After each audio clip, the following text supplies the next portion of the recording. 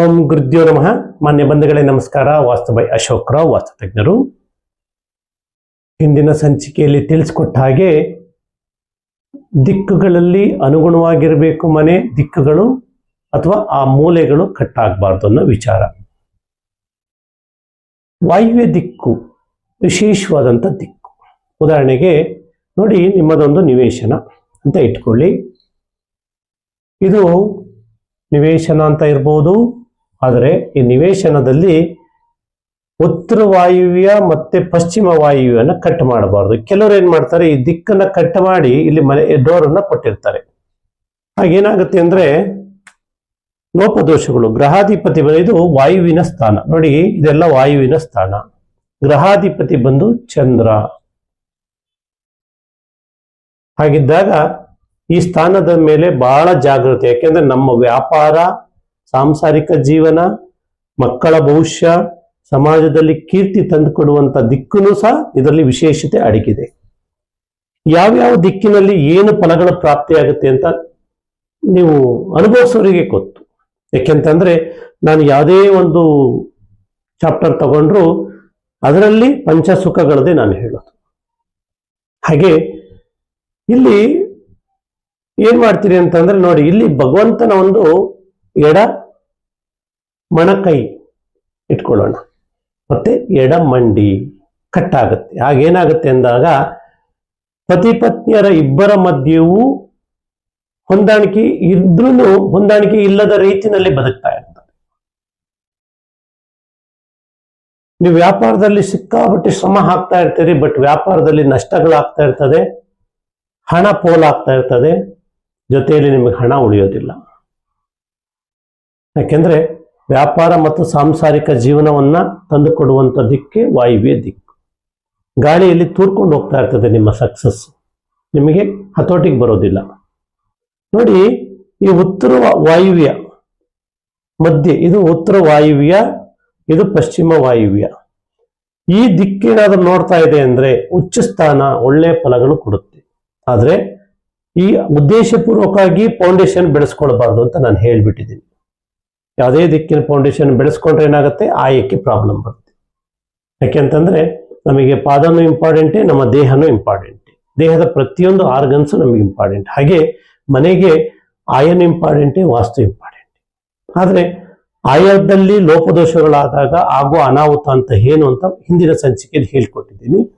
ಆತ್ರದಲ್ಲಿ ಮನೆ ಕಟ್ಟಬೇಡಿ. ಆತ್ರದಲ್ಲಿ ಮನೆ ಕಟ್ಟಿದ್ರೆ ಅಪಘಾತಗಳಾಗುವ ಸಾಧ್ಯತೆ ಜಾಸ್ತಿ. ಆರ್ಥಿಕವಾಗಿ ಅಪಘಾತ ಇರ್ಬೋದು, ಪ್ರಾಣಕ್ಕೆ ಸಂಚಕಾರ ಬರುವುದಿರ್ಬೋದು, ಇಂಥ ಸಮಸ್ಯೆಗಳು ಪ್ರಾರಂಭ ಆಗುತ್ತೆ. ಹಾಗಾಗಿ ಆತ್ರದಲ್ಲಿ ಮನೆ ಬೇಡ. ಕೆಲವರು ಅದೇ ನಾನು ಹೇಳಿದಾಗೆ ಎಂಥದೋ ಒಂದು ಮನೆ ಕಟ್ಟಿಬಿಟ್ರೆ ಸಾಕು ಅಂತಾರೆ ಈ ದಿಕ್ಕು. ಮತ್ತೆ ಕೆಲವರು ಏನ್ ಮಾಡ್ತಾರೆ ನೋಡಿ, ಈ ಜಾಗದಲ್ಲಿ ನಮ್ಮ ಪ್ರವೇಶ ದ್ವಾರವನ್ನು ಕೊಡ್ತಾರೆ. ಈ ದಿಕ್ಕು ಪ್ರವೇಶ ದ್ವಾರ ಕೊಟ್ಟಾಗ ಏನಾಗುತ್ತೆ ಅಂದ್ರೆ ಚಂಚಲ ಮನಸ್ಸಿನ ಸ್ವಭಾವ. ಇದನ್ನು ಗಮನದಲ್ಲಿ ಇಟ್ಕೊಳ್ಬೇಕು. ಚಂಚಲ ಮನಸ್ಸು ಯಾವಾಗ ಆಯ್ತೋ ಆ ಮನೆಯಲ್ಲಿ ಬ್ಯಾಲೆನ್ಸ್ ತಪ್ಪಿಬಿಡ್ತದೆ, ಸಾಂಸಾರಿಕ ಜೀವನ ಬ್ಯಾಲೆನ್ಸ್ ತಪ್ಪೋಗುತ್ತೆ. ಇದನ್ನ ಗಮನದಲ್ಲಿ ಇಟ್ಕೊಂಡು ನೀವು ಮನೆಯನ್ನು ಪ್ರಾರಂಭ ಮಾಡಿ. ಮತ್ತೆ ಬೆಳೆಸ್ಕೊಳಕ್ ಹೋಗ್ಬಾರ್ದು, ಕಟ್ಟು ಆಗ್ಬಾರ್ದು. ಯಾಕೆಂದ್ರೆ ಸೂರ್ಯನಿಗಿಂತ ಚಂದ್ರನು ವೇಗವಾಗಿ ಚಲಿಸುವಂತ ಗ್ರಹ. ಹಾಗಿದ್ದಾಗ ಚಂದ್ರ ಯಾವಾಗ್ಲೂ ತಂಪು ಕಾರಕ. ಯಾಕೆಂದ್ರೆ ಇವತ್ತು ಈ ಬ್ರಹ್ಮಾಂಡದಲ್ಲಿ ಪ್ರತಿಯೊಂದು ಚರಾಚರ ಜೀವರಾಶಿಗಳಿಗೂ ಚಂದ್ರನ ಒಂದು ತಂಪು ವಾತಾವರಣ, ಆ ಬೆಳದಿಂಗಳು ವಿಶೇಷವಾಗಿ ಎಲ್ಲಾ ಚರಾಚರ ಜೀವರಾಶಿಗಳ ಮೇಲೂ ಬೀಳಬೇಕು.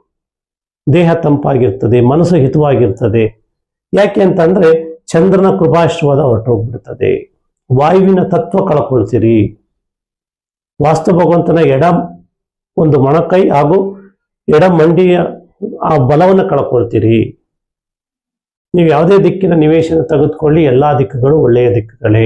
ಆದ್ರೆ ಮನೆ ಕಟ್ಟುವಾಗ ಆ ದಿಕ್ಕಿಗೆ ಸೂಕ್ತವಾದ ವಾಸ್ತು ತಜ್ಞರ ಸಲಹೆ ತಗೊಂಡು ಮನೆಯನ್ನ ಕಟ್ಟಿ ಸಮೃದ್ಧಿಯನ್ನು ಪಡೆದುಕೊಳ್ಳಿ.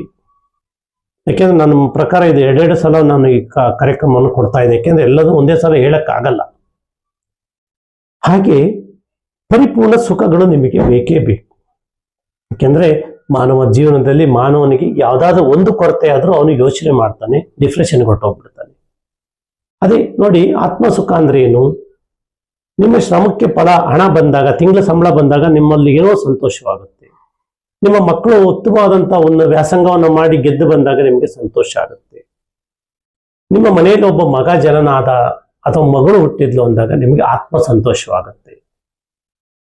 ಹಾಗೆ ಇನ್ನು ಅನೇಕ ರೀತಿಯಲ್ಲಿ ನಿಮಗೆ ಏನಾದರೂ ಒಂದು ಸಾಧನೆ, ನಿಮ್ಮ ಸೇವೆಯಲ್ಲಿ ನೀವು ಯಾರಿಗಾದರೂ ಒಂದು ಸೇವೆ ಮಾಡಿದ್ರಿ, ದಾನ ಧರ್ಮ ಕೊಟ್ರಿ, ನಿಮ್ಮ ಆತ್ಮ ಸಂತೋಷವಾಗುತ್ತೆ, ಖುಷಿ ಆಗುತ್ತೆ. ಅದನ್ನೇ ಹೇಳುದು ಆತ್ಮ ಖುಷಿ. ಆತ್ಮದಲ್ಲಿ ಸಂತೋಷ ಇರಬೇಕು. ಕೆಲವರು ಮನೆಗೆ ಬರಬೇಕು ಅನ್ಸೋದೇ ಇಲ್ಲ, ಮನಸ್ಸು ಚಂಚಲ ಮನಸ್ಸಾಗಿರುತ್ತೆ. ಮನೆಗೆ ಬಂದ್ರೆ ಬೇಜಾರ, ಏನು ತಲೆನೇ ಓಡೋದಿಲ್ಲ. ಈ ತರ ಸಮಸ್ಯೆಗಳನ್ನು ಎದುರಿಸ್ತಾ ಇರ್ತಾರೆ. ದಯಮಾಡಿ ಮನೆ ಕಟ್ಟುವಂಥವರು, ನಾನು ನಿಮ್ಮಲ್ಲಿ ಏನ್ ರಿಕ್ವೆಸ್ಟ್ ಮಾಡ್ತೀನಿ ಅಂದ್ರೆ, ನೋಡಿ, ನೀವು ಯಾವ ಒಂದು ಕ್ಷೇತ್ರದಲ್ಲಿ ಬೆಳಿಬೇಕು ಅಂತೀರಿ, ಆ ಕ್ಷೇತ್ರಕ್ಕೆ ಅನುಗುಣವಾಗಿ ಮನೆಯನ್ನು ಕಟ್ಟಿ ಆ ಕ್ಷೇತ್ರದಲ್ಲಿ ಬೆಳಿಲಿಕ್ಕೆ ನೀವು ಯಾವುದೇ ಒಂದು ಕ್ಷೇತ್ರವನ್ನು ಆರಿಸ್ಕೊಳ್ಳಿ. ವ್ಯಾಪಾರ ಇರ್ಬೋದು, ಅಥವಾ ನಿಮ್ಮ ಒಂದು ಕೆಲಸ ಕಾರ್ಯ ಮಾಡೋದಿರ್ಬೋದು, ಏನೇ ಒಂದು ಕೆಲಸ.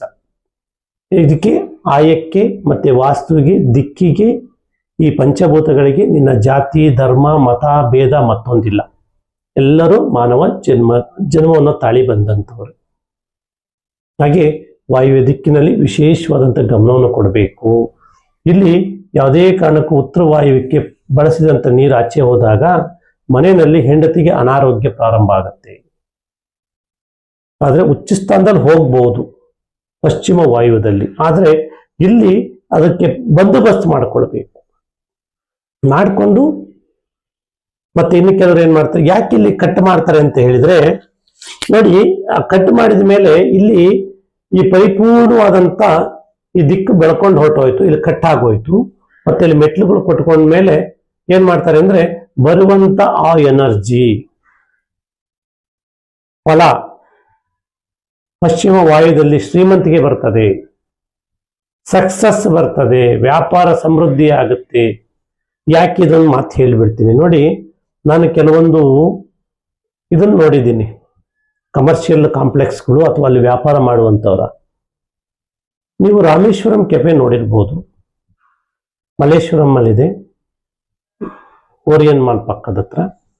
ಯಾವಾಗಲೂ ಜಂಗುಳಿ. ನೀವು ಯೋಚನೆ ಮಾಡಿ, ಅವರು ಪದಾರ್ಥವನ್ನು ಹಾಗೆ ಕೊಡ್ತಾರೆ, ರೈಟ್ ಅಂತೂ ಅದನ್ನ ನಿರೀಕ್ಷೆ ಮಾಡಲಿಕ್ಕೆ ಆ ರೀತಿನ ಇಟ್ಕೊಂಡಿದ್ದಾರೆ. ಮತ್ತೆ ವ್ಯಾಪಾರದಲ್ಲಿ ಅಭಿವೃದ್ಧಿ ಆಗುತ್ತೆ, ಜನ ಆಕರ್ಷಣೆ ಮತ್ತು ಧನ ಆಕರ್ಷಣೆಯನ್ನು ಮಾಡುತ್ತೆ ದಿಕ್ಕು, ನೆನ್ಪಿಟ್ಟುಕೊಳ್ಳಿ. ನೆಕ್ಸ್ಟ್ ಬರ್ತೀನಿ, ನಿಮ್ಗೆ ಇನ್ನೊಂದು ಹೇಳ್ತೀನಿ. ಇನ್ನೊಂದು ಯಾವುದು ಅಂತಂದ್ರೆ, ನೀವು ಗಮನಿಸಿ, ಯಾಕೆಂದ್ರೆ ನಾನು ಇದರಲ್ಲಿ ಯಾವುದು ನಾನು ಕಥೆಯನ್ನ ಕಟ್ಟಿ ಏನು ಹೇಳ್ತಾ ಇಲ್ಲ. ನೀವು ಮಲ್ಲೇಶ್ವರಂನಲ್ಲಿ CTR ಹೋಟ್ಲು ನೋಡಿದ್ದೀರಿ, ಅದು ಸಹ ಪಶ್ಚಿಮ ವಾಯುದಲ್ಲಿ ಡೋರ್ ಇಟ್ಟಿದ್ದಾರೆ. ಅವ್ರ ಅಂಗಡಿ ಮುಂದೆ ಜನ ಕ್ಯೂ ನಿಂತಿರ್ತಾರೆ, ನೋಡಿರ್ಬೋದು ನೀವು. ತಿಂಡಿಯ ಟೈಮಿಗೆ, ಬ್ರೇಕ್ಫಾಸ್ಟ್ ಸಮಯ, ಸಂಜೆ ಇರ್ಬೋದು ಅಥವಾ ಬೆಳಿಗ್ಗೆ ಇರ್ಬೋದು, ಜನ ಕ್ಯೂ ನಿಂತಿರ್ತಾರೆ. ಯಾಕಿರ್ಬೋದು? ಈ ವಾಯುವ್ಯ ಅನ್ನೋದು ಪರಿಪೂರ್ಣವಾಗಿ ಜನವನ್ನ ಮತ್ತೆ ಧನವನ್ನ, ನೇಮನ್ನ ಅಟ್ರಾಕ್ಟ್ ಮಾಡುತ್ತೆ. ಮಾನ್ಯ ಬಂಧುಗಳೇ, ನಿವೇಶನ ತೆಗೆದುಕೊಂಡ ಮೇಲೆ ದಿಕ್ಕುಗಳನ್ನು ನೋಡಿದ್ರ, ನೀವೇ ಯೋಚನೆ ಮಾಡಿ.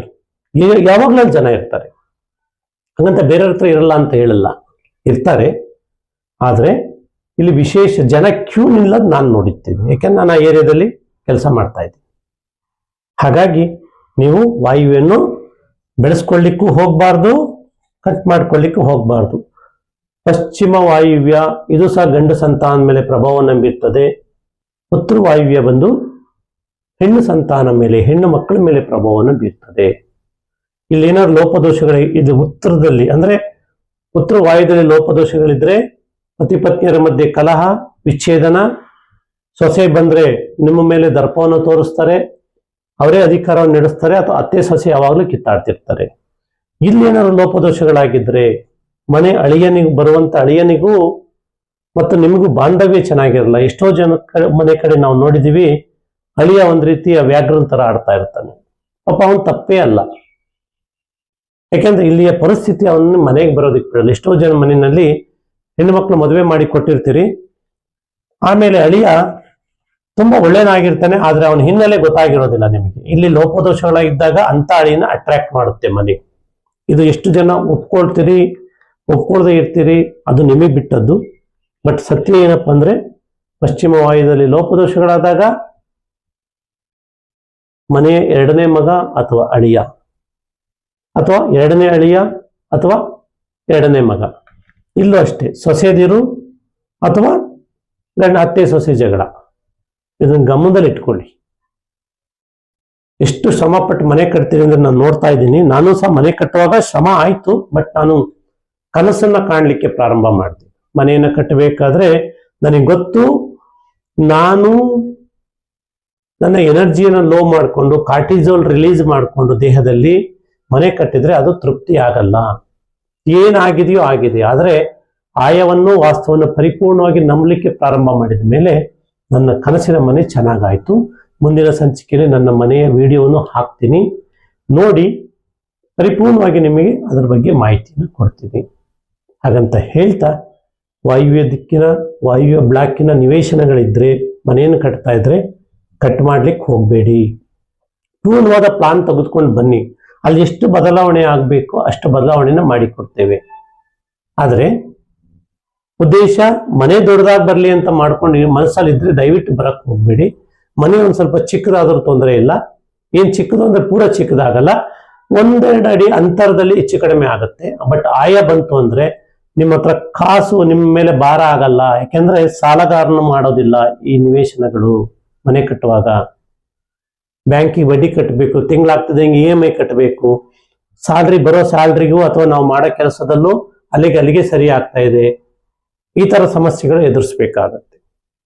ದಯಮಾಡಿ ವಾಯುವ್ಯ ದಿಕ್ಕು ಇಸ್ ವೆರಿ ಪವರ್ಫುಲ್ ದಿಕ್ಕು. ಚಂದ್ರ ಮತ್ತು ವಾಯು ತತ್ವ, ಗ್ರಹಾಧಿಪತಿ ಬಂದು ಚಂದ್ರ, ಆ ದಿಕ್ಕಿಗೆ ದಿಕ್ಪಾಲಕ ಬಂದು ವಾಯುದೇವರು. ಇದನ್ನು ಗಮನದಲ್ಲಿ ಇಟ್ಕೊಳ್ಳಿ. ಕೆಲವರು ಕೇಳಿದ್ದಾರೆ, ಇನ್ನು ಕಮೆಂಟ್ ಮಾಡಿದ್ದಾರೆ, ಯಾವುದು ಮೊನ್ನೆ ಯಾರೋ ಒಬ್ರು ಹಾಕಿದ್ದಾರೆ 40/50 ನಿವೇಶನದ ಬಗ್ಗೆ ತಿಳಿಸ್ಕೊಡಿ ಅಂತ. ನೋಡಿ, 40/60 ನಿವೇಶನ ಇಸ್ ವೆರಿ ಪವರ್ಫುಲ್. ಅದಕ್ಕೊಂದು ಆಯ ಬರ್ತದೆ, ಅದಕ್ಕೊಂದು ಲೆಕ್ಕ ಬರ್ತದೆ. 40/40 ಪರವಾಗಿಲ್ಲ, ಅದು ಹೇಳಿಕೊಡ್ತೀನಿ ನಾನು ಮುಂದಿನ ಸಂಚಿಕೆಯಲ್ಲಿ ಹೇಳಿಕೊಡ್ತೀನಿ. ಯಾಕೆಂದ್ರೆ ನಾವು ಹೆಚ್ಚಿಗೆ ಮಾತಾಡ್ತಾ ಇದ್ರೆ ನಮ್ದು ಉದ್ದಾಗಿ ಹೋಗ್ಬಿಡ್ತದೆ ಚಾನಲ್ಲು. ನೋಡೋ ವೀಕ್ಷಕರಿಗೆ ಸ್ಕಿಪ್ ಮಾಡಿ ಮುಂದಕ್ಕೆ ಹೊರಟೋಗ್ಬಿಡ್ತಾರೆ. ದಯಮಾಡಿ ನಿಮ್ಮಲ್ಲಿ ನಮ್ಮ ಮಾತಿನಿಂದ ಯಾರಿಗಾದ್ರೂ ಮನಸ್ಸಿಗೆ ನೋವಿದ್ರೆ ಕ್ಷಮಿಸಿ.